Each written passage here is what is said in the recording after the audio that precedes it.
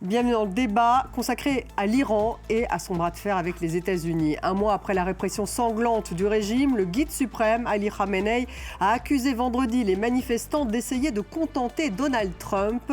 Le ton des autorités iraniennes reste implacable. Ali Saeli, le procureur, affirme que la peine de mort attend ceux qu'il qualifie de terroristes.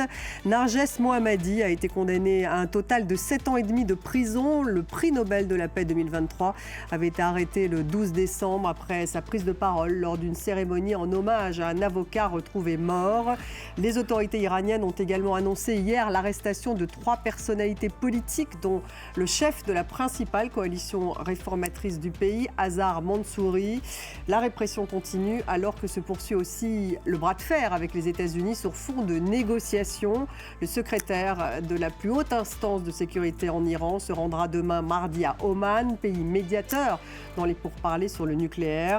Le chef de la diplomatie iranienne affirme de son côté que le pays exclut de renoncer à l'enrichissement de l'uranium, mais il exclut aussi toute négociation sur le programme balistique iranien, même si une guerre nous est imposée, a-t-il souligné. Alors on va revenir sur la situation en Iran, un mois après la répression sanglante et alors que le régime maintient une ligne dure. Quel espoir pour les Iraniens? On va revenir sur ces négociations entre Washington et Téhéran. Quelles sont les issues possibles? On en parle ce soir avec David Rigoulet-Rose. Bonsoir.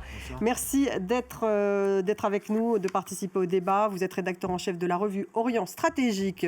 À noter le dernier numéro d'Orient Stratégique, le numéro 18, les puissances régionales dans un Moyen-Orient en recomposition, Arabie Saoudite, Turquie, Iran, et c'est sorti le 22 janvier. Et vous avez aussi dirigé la République islamique d'Iran en crise systémique, ça c'est aux éditions L'Harmattan. En face de vous, Aïda Tavakoli, bonsoir. Merci d'être là. Vous êtes doctorante franco-iranienne et cofondatrice de l'association We Are Iranian Students. Bienvenue à vous. Rina Bassis est avec nous ce soir. Bonsoir. Correspondante pour Al Monitor et pour la radio israélienne Cannes. Nous avons qui participe à ce débat, Siavosh Ghazi, notre correspondant donc en direct de Téhéran. Bonsoir Siavosh. Avant de vous faire intervenir Siavosh, on va écouter la toute dernière déclaration d'Ali Khamenei. C'est tout de suite. La puissance d'une nation ne réside pas tant dans ses missiles et ses avions que dans la volonté et la résilience de son peuple. Dieu merci, vous avez fait preuve de votre résolution et de votre détermination à maintes reprises. Démontrez-le encore et déjouez l'ennemi. Tant que l'ennemi n'a pas perdu espoir, une nation reste vulnérable au harcèlement et aux pressions. On voit que la ligne dure continue donc de prédominer en Iran, avec des arrestations aujourd'hui, avec une condamnation de Narges Mohammadi. Vos toutes dernières infos? Alors, il y a tout d'abord la condamnation de Narges Mohammadi à 7 ans et demi de prison pour propagande contre le régime et action contre la sécurité nationale. Elle est aussi condamnée à 2 ans d'interdiction de quitter le territoire iranien et 2 ans d'exil intérieur dans une petite localité dans une région désertique non loin de la frontière avec l'Afghanistan. Il y a une série d'arrestations de personnalités du camp réformateur, au moins 6 ou 7, notamment par exemple le fils de Mehdi Karoubi, donc ancien leader du mouvement de contestation de 2009, mais aussi Azar Mansouri, qui est la chef du front des réformateurs, qui regroupe la plupart des partis et mouvements du camp réformateur, qui sont accusés d'avoir essayé de créer un mécanisme en secret pour renverser le pouvoir. Donc des arrestations qui visiblement devraient se poursuivre encore et d'autres personnalités pourraient être arrêtées selon le dirigeant du pouvoir judiciaire. Et il y a aussi une déclaration du chef du pouvoir judiciaire qui a affirmé que toutes les personnes qui ont été condamnées pour des raisons de sécurité ne bénéficieront pas des mesures de clémence et d'amnistie qui sont généralement annoncées pour l'anniversaire de la Révolution, donc qui sera célébré mercredi. Et puis enfin, il y a donc un procès, le premier procès qu'on connaît, donc d'une personne qui a été arrêtée dans le mouvement de contestation depuis le début janvier. C'est un homme d'une 50aine d'années qui a été arrêté dans la région de Téhéran et qui est accusé d'avoir blessé un membre des forces de l'ordre par balle. Et donc il est actuellement jugé pour cela et il est accusé de Moharébé qui signifie en guerre contre Dieu et qui peut lui valoir une condamnation à mort. Ce sera la première condamnation à mort officielle si cette accusation est confirmée depuis donc le 28 décembre dernier, depuis le début du mouvement de contestation. Vous restez avec nous, Siavosh. Aïda Tavakoli, c'est la ligne dure qui continue de prédominer. Les Iraniens ont peur? Bien sûr, les Iraniens sont terrifiés. Moi, je parlais avec mes contacts sur place ce matin qui me disaient, en fait, toutes les nuits, on s'endort, la peur au ventre, on se réveille, la peur au ventre, on ne peut rien prévoir, on sait que dans quelques mois, on n'arrivera même plus à se nourrir parce que les prix continuent d'augmenter. Et on se sent complètement trahi par la communauté internationale qui nous abandonne. On rappelle quand même que M. Trump n'a pas seulement oublié la population civile iranienne, il les a appelés à manifester, il s'est adressé directement à la population civile iranienne en leur demandant d'aller dans les rues, de manifester, de prendre leurs institutions, en disant que l'aide était en route et en plus en s'engageant à ne pas négocier avec ce régime. Ça fait un mois que la répression dont vous avez parlé, mais qui n'est pas juste une répression, il y a des vrais soupçons de crimes contre l'humanité. C'est 36 000 personnes qui ont été massacrées en 48 heures. Et un mois plus tard, il est déjà à la table des négociations, offrant un immense cadeau à ce régime criminel en les invitant à nouveau à la table des négociations, sans même parler de ce qui s'est passé, sans même mettre la question des droits humains sur la table des négociations. Ça paraît complètement donc les Iraniens parlent même de trahison. Ils se sont trahis. Oui, bien sûr. David Rigouleiros, comment interprétez-vous ce qu'on vient d'entendre de la part de Ali Khamenei quand il parle de résilience avant justement l'anniversaire de la révolution iranienne? Oui, là, il fait référence à la séquence qu'on appelle la décade de l'aube, entre le moment où l'ayatollah Khomeini est revenu à Téhéran et où il y a eu la victoire officielle du nouveau régime de la République islamique. Il appelle parce que la mobilisation risque d'être quand même limitée. C'est un euphémisme. Et donc, effectivement, il réaffirme la ligne dure. Mais en même temps, on sent que ça craque, que ça commence à craquer à l'intérieur. Même si c'est pour l'instant c'est pas encore très concrétisé, mais le fait que ils arrêtent, alors il y a effectivement la prix Nobel, mais les condamnés donc à 7 ans de prison, mais aussi les réformateurs qui sont à nouveau arrêtés, et pas des moindres. C'est quand même des personnalités qui ont été liées au mouvement vert, au président Khatami, etc. Azar Mansouri en particulier. Oui, c'est ça. Et puis il y a des choses qui passent un peu sous le radar, mais qui sont la fille de l'ayatollah Montazeri qui s'est manifestée. Montazeri qui avait stigmatisé le massacre des prisons des années 80 en disant que ce serait une tache indélébile sur le régime islamique, de la République islamique. Or sa fille finalement se fait l'écho d'une certaine manière aujourd'hui en rappelant en écho avec ce qui s'est passé justement le 8 et 9 janvier. Donc c'est intéressant parce que ça prouve qu'il y a quand même des choses qui sont en train de bouger à l'intérieur et le régime, et c'est d'ailleurs pour ça qu'il renforce la répression évidemment. Vous dites ça craque. Vous êtes d'accord, Rina Bassis? C'est difficile à dire de l'extérieur, mais ce qui est sûr, c'est que pour l'administration américaine, pour l'instant, on n'est pas encore là. On n'est pas au point où le régime peut tomber. Il suffit juste un petit coup de pouce de la part de Washington pour que ça se passe. Et on voit ça, c'était très bien expliqué. Il y a une trahison parce qu'au début, justement, le président américain a probablement estimé qu'il peut le faire, qu'il peut justement taper les bassiges, tirer vers certaines bases militaires. Ça va tomber le régime, peut-être même viser des signes de gouvernement. Et là, avec les manifestants, avec ce mouvement de protestation, on va arriver à quelque chose. Là, on est complètement dans un autre endroit. Ils se sentent trahis, vous disiez, Aïda Tavakoli. Cette répression sanglante des 8 et 9 janvier était inédite. C'est ce que montre un reporter réalisé par les équipes de journalistes de France 24 qui ont analysé jour après jour des vidéos des manifestants Mariam Pirzadeh, Bahar Makoy et Ershad Alijani. On va regarder un extrait de ce reporter, La révolte massacrée.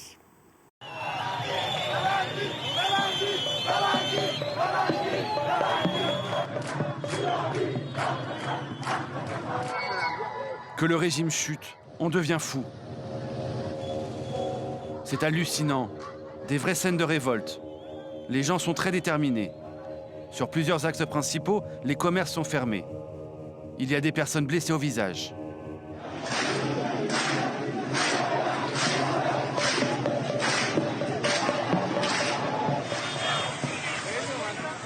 Jamais autant de personnes en Iran n'a manifesté contre le régime en 47 ans.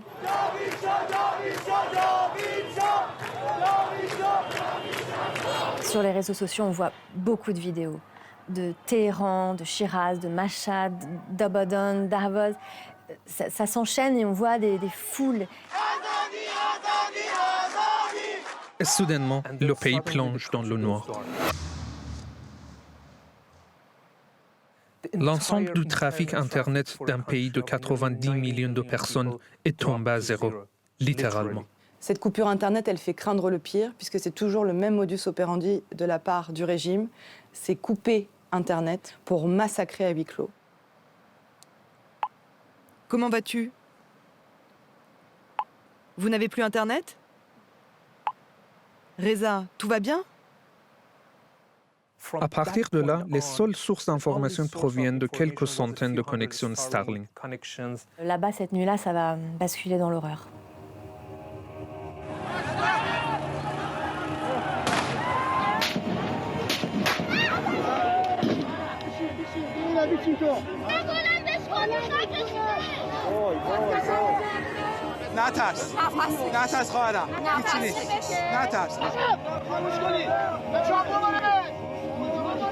Roubina, c'est un des premiers visages des manifestants tués qui apparaît, parce qu'elle a quelqu'un de sa famille qui a parlé, sa tante qui a prévenu les médias étrangers.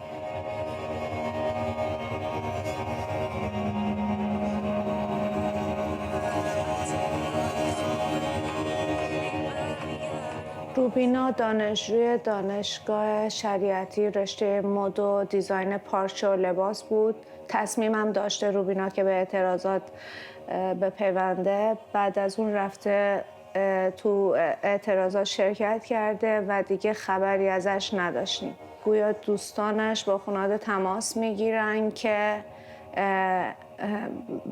بیاین تهران روبینا رو با تیر زدن. خانواده اول فکر نمی‌کردن که فوت شده باشه و سریع خودشون رو میرسونن شبانه تهران.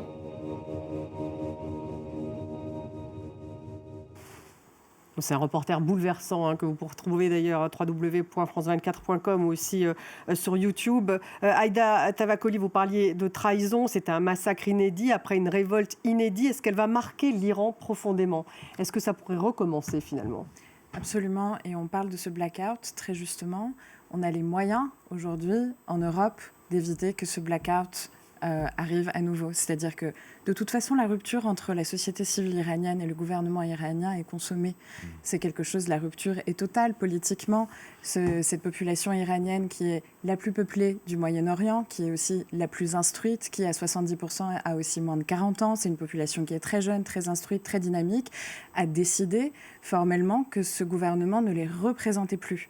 À partir de là, les manifestations recommenceront de toute façon, et on l'a vu, c'est un mode opératoire qui est régulier. Aujourd'hui, l'Europe a tout à fait les moyens d'envoyer des satellites Eutelsat pour soutenir véritablement la population iranienne dans son combat pour la démocratie laïque, pour la chute du régime islamique. Si ces satellites sont au-dessus de leur tête la prochaine fois, ils savent qu'ils ne seront pas voués à ce massacre à huis clos.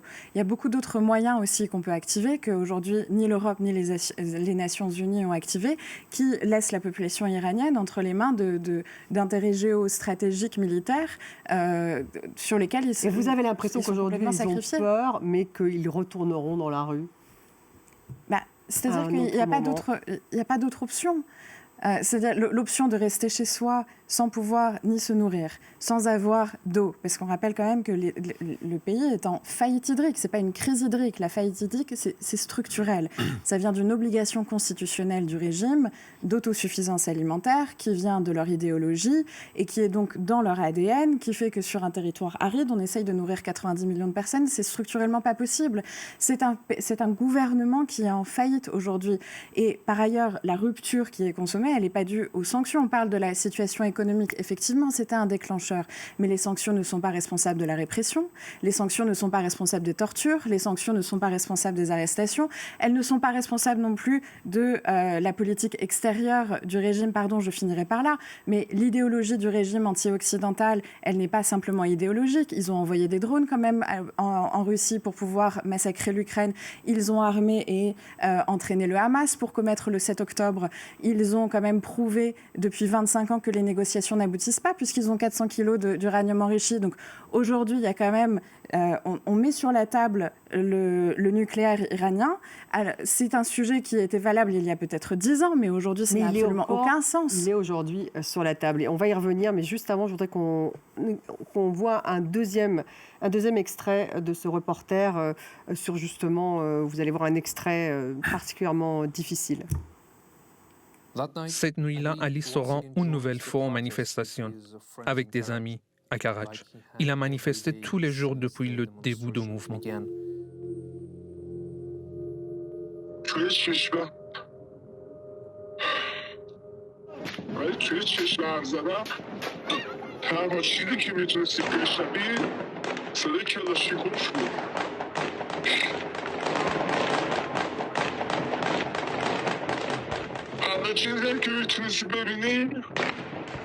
آدمایی که یک دارن میافتن و خونی که روی کرده خیابون نشوری هر کی میدیدید یا افتاده یا خون پاشیده رو لباسش یا زن بچه ها داشتن جیغ میزنن من دوستم اول به پاش خورده بودش که افتاد بعد که افتاد زدم تو صورتش گفتم پاشو خودتو جمع کن بابا یه دیتی الان با سری کمربندم آوا کردم اومدم به بالای سفید رونش ببندم گفتم پاشو دیگه بعد اینم از زیر کامشنش خود زیر کامشنش خون زد که زیر پیشی کشیدم پایین دارم یه دونم تو قفصه سیرش تو همین مسیر بیمارستان که میرفتیم میدیدی چقدر آدم همینجور رو زمین افتاده فقط اصلا اینا که اینا آدم نبودن همینجور میدیدی گله به گله آدم افتاده ما هم کشیدیم بردیم تا بیمارستان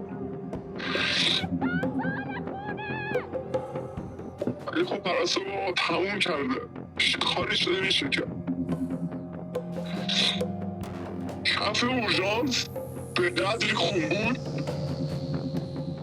که وقتی داشتی میدویدی پاتو میذاشتی زمین شدب صدا میکرد خود میپاشید به این بر اونور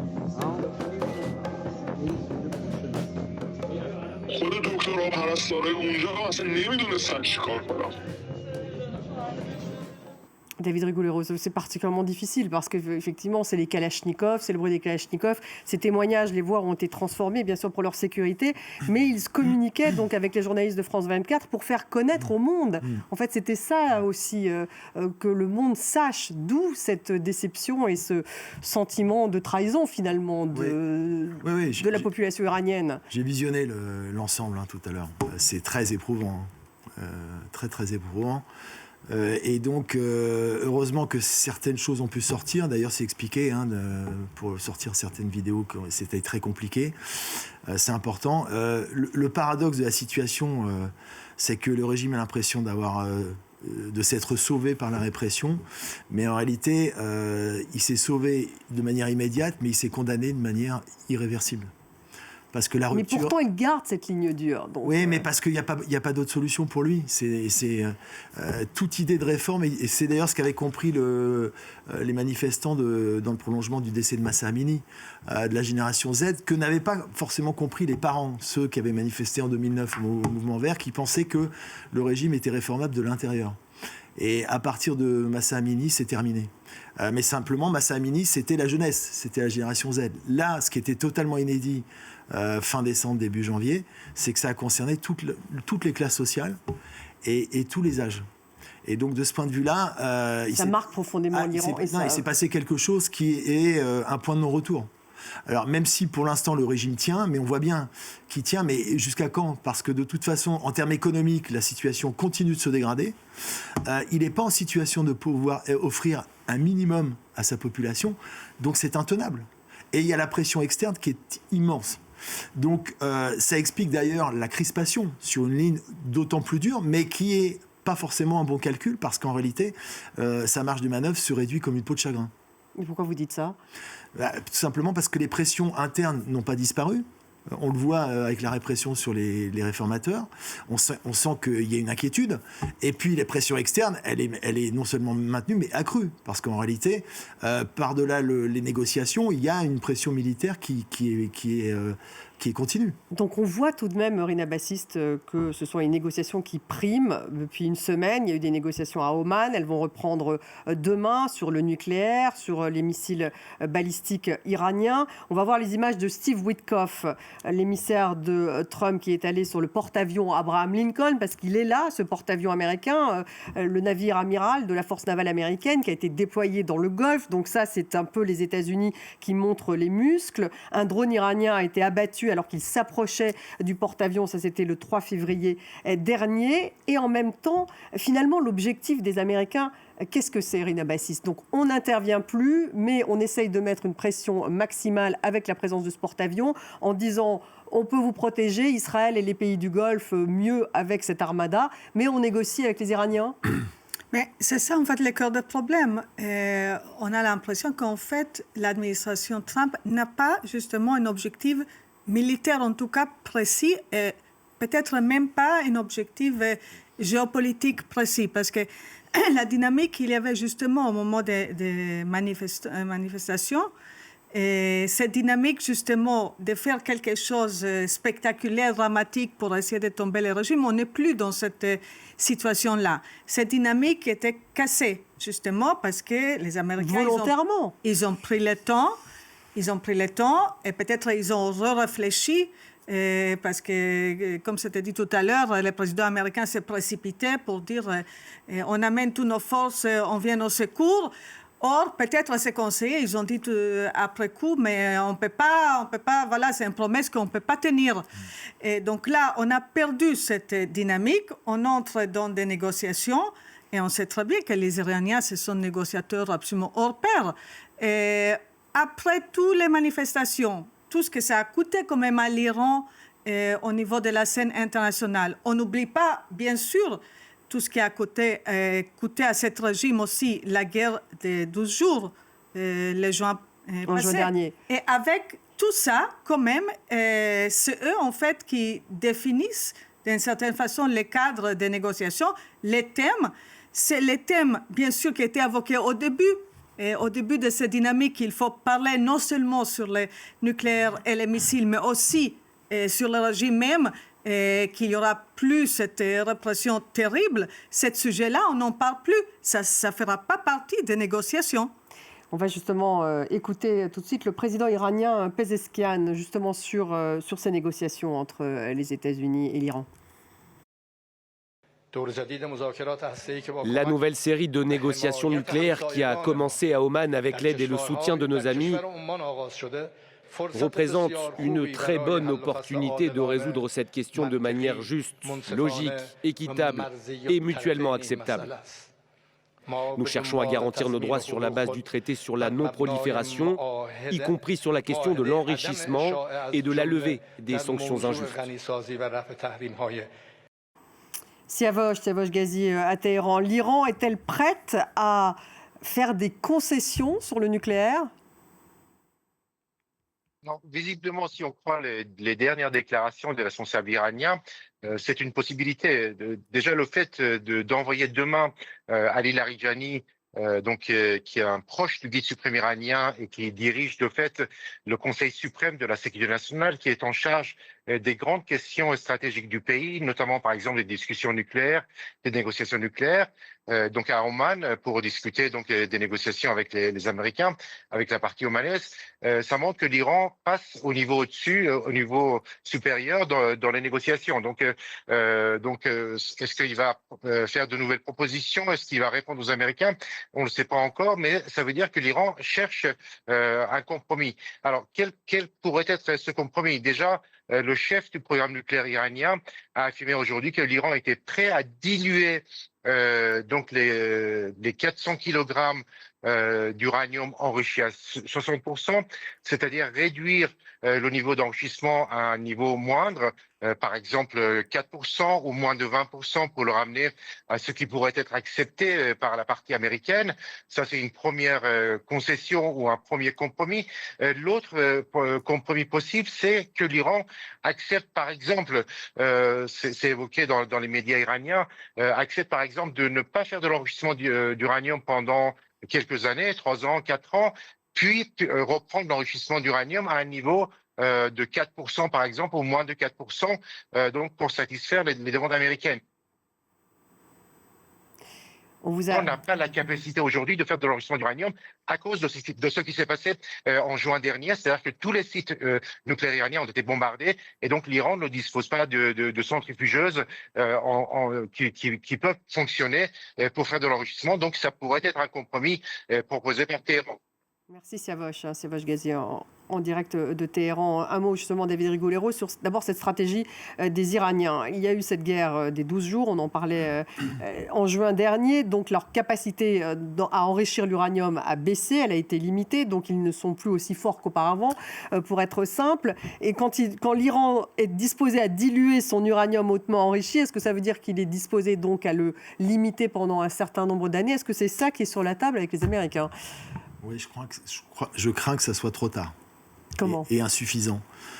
Parce que effectivement, il y a une expertise de négociation avec les Iraniens, notamment Abbas Araghchi, qui est un négociateur hors pair. Le chef de la diplomatie iranienne. Effectivement, il est très expérimenté.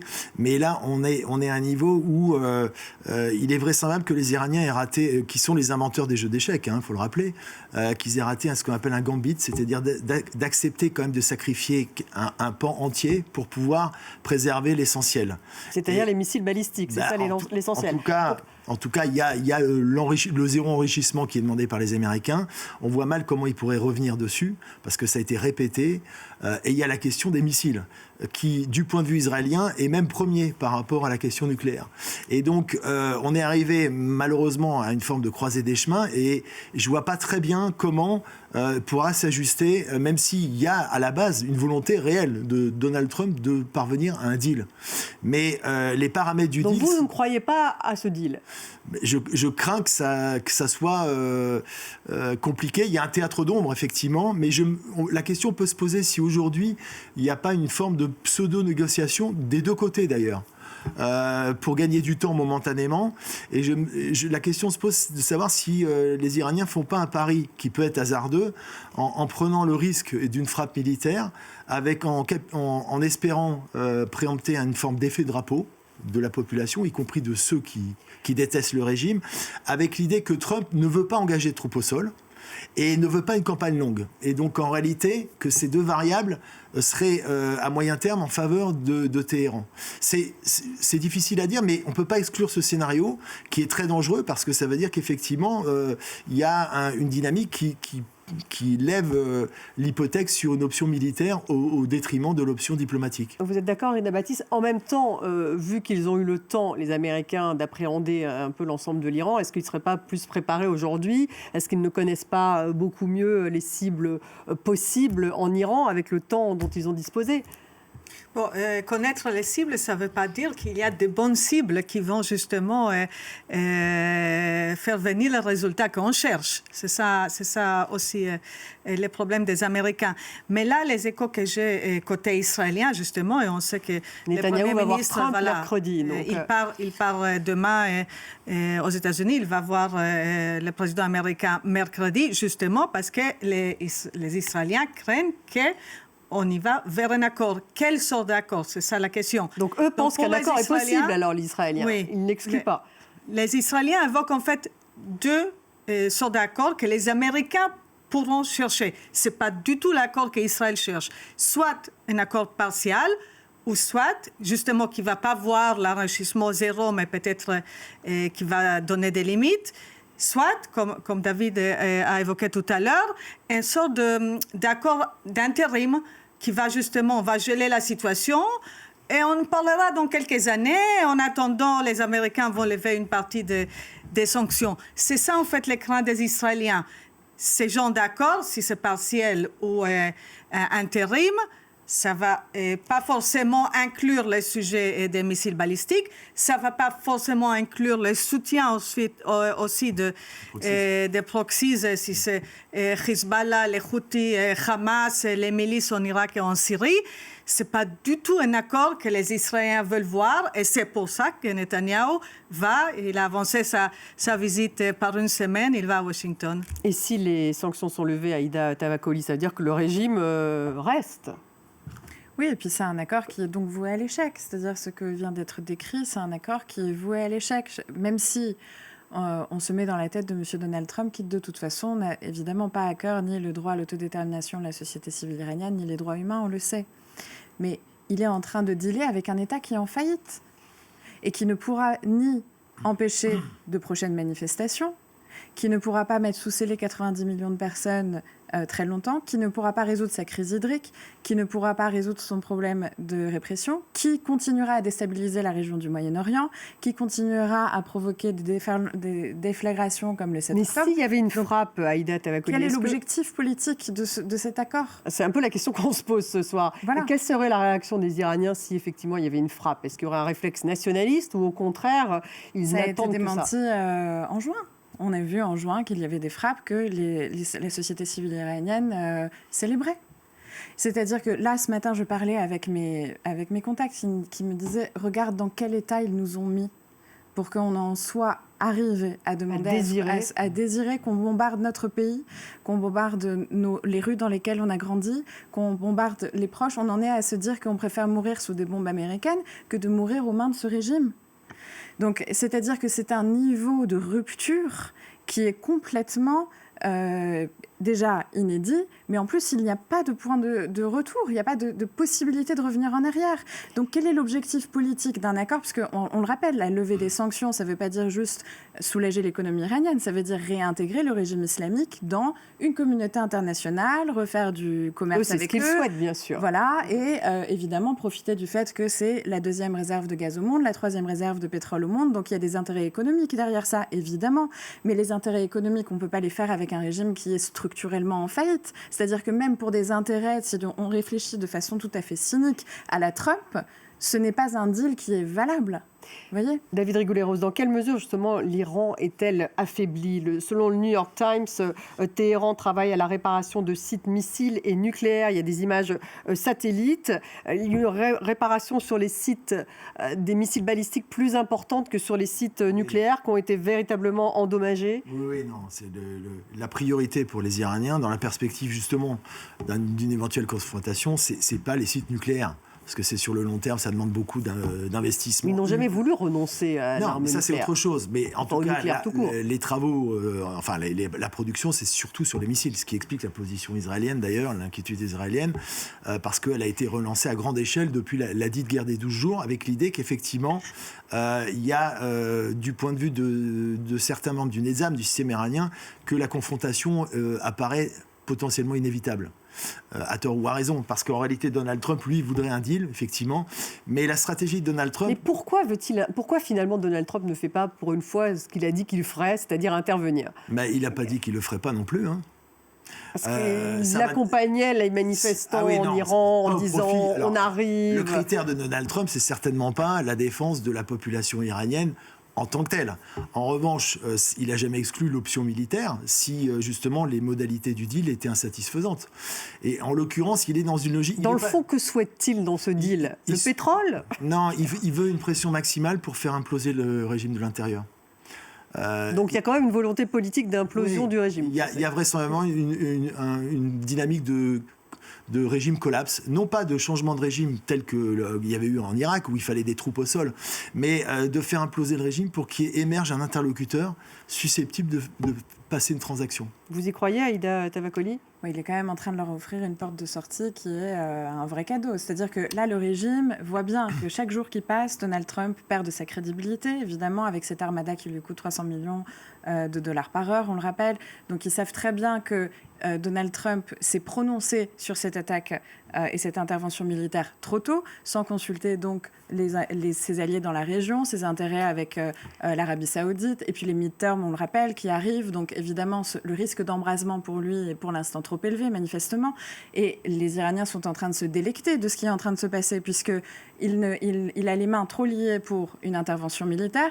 De l'autre côté, ils font semblant, parce qu'on l'a dit, ce sont des négociateurs redoutables, ils savent très bien comment gagner du temps, et ils sont ravis que les seuls sujets mis sur la table fassent fi complètement de ce qui s'est passé ces 10 dernières années, d'un point de vue international comme d'un point de vue interne, qu'on ne parle pas de crimes contre l'humanité, qu'il n'y ait pas d'enquête prévue, que la responsabilité de protéger ne soit pas activée, que les satellites ne soient pas déployés, que l'aide humanitaire ne soit pas envoyée, qu'il n'y ait pas de résolution pour établir que le corps des gardiens de la Révolution soit... c'est vraiment dans leur intérêt. Là, ils sont ravis. Donc, je ne suis pas sûre que la pression maximale soit aujourd'hui la stratégie du président Trump. C'est du pragmatisme ou du renoncement, pour répondre à Aïda Tavakoli, Rina Bassiste? Bon, le président américain, il a un problème parce que la guerre de 12 jours, certes, ça... C'était les États-Unis et Israël l'année dernière. Il a endommagé énormément les programmes nucléaires, mais il n'a pas détruit complètement. Et donc là, d'un côté, il a son problème face à son propre électorat, parce qu'il a promis, c'est fini, on a lâché les 3 bombes, les bombes les plus fortes du monde, et regardez-nous comment on est fort. Or, c'est pas terminé. Et même personne ne sait exactement où sont les 400 même si c'est quand même bien affaibli, ce que vous disiez. Lui, d'une certaine façon, il est obligé maintenant de renégocier ça pour montrer qu'effectivement, les Iraniens, ils finissent avec. Donc, il a un problème parce qu'il a cet objectif qui plane tout autour. Et pour lui, c'est plus important, face à son électorat, que les problèmes des missiles balistiques, qui sont finalement les problèmes d'Israël, et les problèmes des manifestants, qui sont, à la fin, les problèmes des Iraniens, pas les Américains. Donc, en fait, ça va se terminer comment, David Rigoulet-Rose? Comment vont se passer les prochains jours? On voit très bien que en Iran, c'est de la répression qui continue, la ligne dure qui va continuer. Et sur l'action extérieure, les pays du Golfe donc, sont-ils toujours aussi favorables à une non-intervention? On en est toujours là, du côté de l'Arabie saoudite et des Émirats. Leur position a un peu évolué. Ils ont peur de recevoir justement un missile balistique iranien. Justement, c'est ce qui avait poussé ces pays que vous évoquez, Qatar, Arabie saoudite, à l'époque où une frappe a été envisagée, de faire valoir auprès du président américain que ils étaient trop exposés, et donc ils demandaient une suspension. Et Israël aussi à l'époque d'ailleurs, mais pour les mêmes raisons. C'était par rapport à l'absence de protection d'une éventuelle réplique donc iranienne. Là, ils sont plus protégés avec l'armada actuelle, l'armada américaine. Il faut regarder les rotations entre les bases américaines de l'OTAN et le Golfe. C'est 24 heures sur 24, 7 jours sur 7. Donc ils n'ont plus grand-chose à craindre.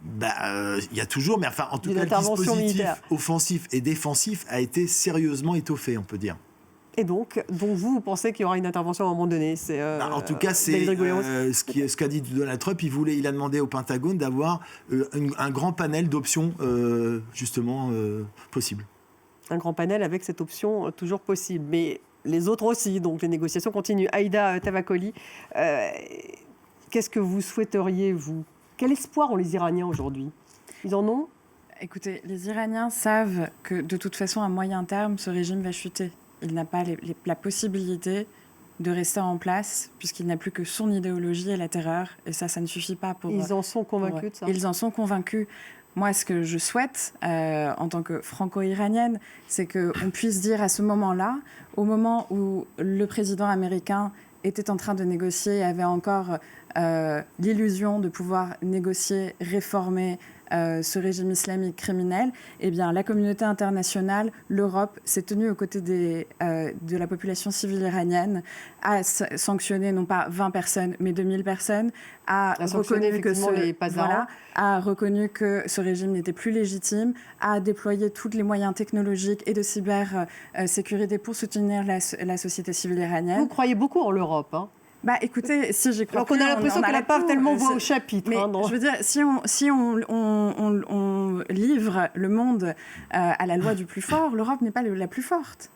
Donc il y a quand même aussi une question existentielle pour l'Europe. C'est pas parce que je suis particulièrement attachée, je veux dire, c'est pas mon attachement affectif qui est en jeu ici. C'est-à-dire c'est aussi une orientation géopolitique et une question existentielle politique pour l'Europe, de pouvoir se réaffirmer sur la scène géopolitique. L'Europe a une base militaire tout à fait sérieuse aux Émirats arabes unis. Les Britanniques ont une flotte qui est tout à fait sérieuse. La flotte fantôme dont se sert par exemple le régime islamique pour vendre son pétrole à la Chine peut tout à fait aussi être l'objet de sanctions et de ciblage de la part de l'Europe. On fait semblant de ne pas avoir de moyens, c'est juste qu'on ne les utilise pas.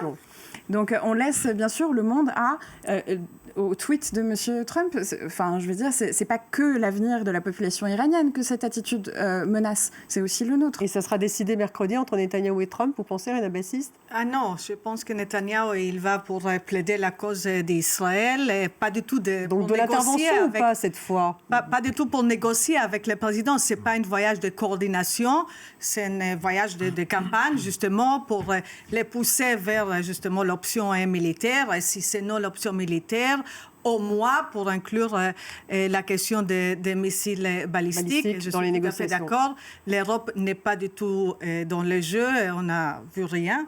Côté ni Bruxelles ni Paris. Alors qu'ils auraient les capacités. À part, la seule chose qui a été faite, et ça il faut féliciter, c'est après quand même 40 ans, c'est la désignation des gardiens de la révolution sur le site, la liste des organisations terroristes. Mais regardez combien de temps et combien de morts il fallait pour y arriver. Elle a été votée en 2023. Merci d'y avoir fait référence. Le Parlement européen l'a votée en janvier 2023. Se targue aujourd'hui de toutes les fractures économiques que cela implique. On peut imaginer que si les gardiens de la révolution islamique avaient véritablement été fracturés depuis 3 années, peut-être on n'aurait pas 36 000 morts sur les mains aujourd'hui. Merci beaucoup, Aïda Tavakoli, d'avoir participé à l'émission. Rina Bassiste, David Rigolet-Rose. Merci à notre correspondant Siavash Ghazi d'avoir été avec nous en direct de Téhéran. Merci à vous tous de nous avoir suivis. Vous retrouvez l'émission sur YouTube et sur les réseaux sociaux. Je vous dis à demain.